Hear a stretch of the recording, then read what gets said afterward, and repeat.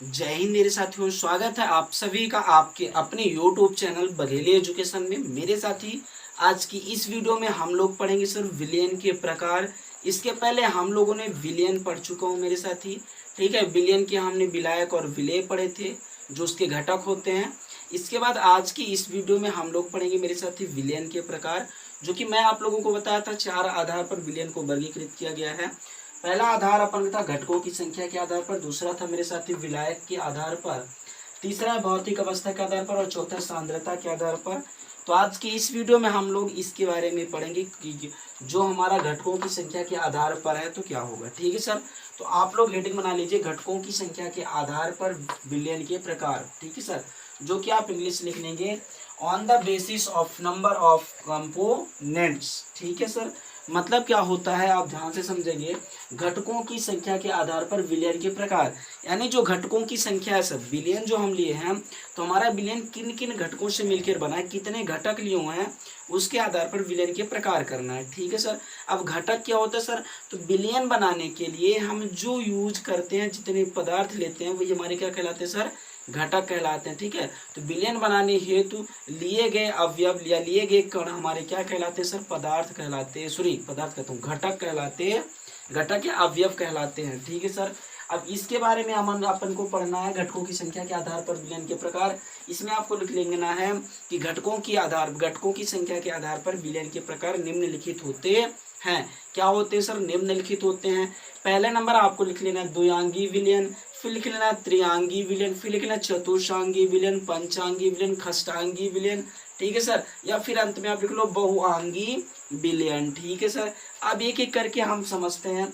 सबसे पहले आप हेडिंग बना लो द्विआंगी विलियन का। किसका बना लो सर, द्विआंगी विलियन का। जब आप द्विआंगी विलियन का बना रहे हो तो इसका नाम से स्पष्ट है, द्विआंगी, ठीक है सर। मीन्स दो अंग वाले, कौन से सर, दो अंग वाले। तो ऐसा विलियन जिनमें घटकों की संख्या 2 हो सर, ऐसा विलियन जिनमें घटकों की संख्या 2 हो सर, उसे अपन क्या कहते हैं, द्विआंगी विलियन कहते हैं। फिर आता हूं मैं मेरे साथ अपने त्रिआंगी विलियन में। त्रिआंगी विलियन का मतलब क्या होता है सर, ऐसा विलियन जो 3 घटकों से मिलकर बना हो। किन घटकों से सर, 3 घटकों से मिलकर बना होगा, उसे अपन त्रिआंगी विलियन कहते हैं। फिर हम लिख दिए बहुआंगी विलियन, अगर चतुर्थांगी है यानी 4 घटक, पंचांगी है 5 घटक, 6 खष्टांगी है तो 6 घटक होगा, ठीक है सर। यहाँ पे बोला जा रहा है बहुआंगी मतलब बहुत सारे घटक मिल रहे हैं, यानी जितने आपके घटक मिलेंगे उतने ही आंगी विलियन कहलाता, ठीक है सर। इसके बाद अगला हम पढ़ते हैं विलायक के आधार पर। कौन सा पढ़ते हैं सर, विलायक के आधार पर, है ना। तो विलायक के आधार पर हमारे क्या होगा, on the basis of solvent, ठीक है सर। विलायक के आधार पर होगा सर जलीय विलयन और अजलीय विलयन, ठीक है। यानी विलायक के आधार पर विलयन के प्रकार हेडिंग बनाना है।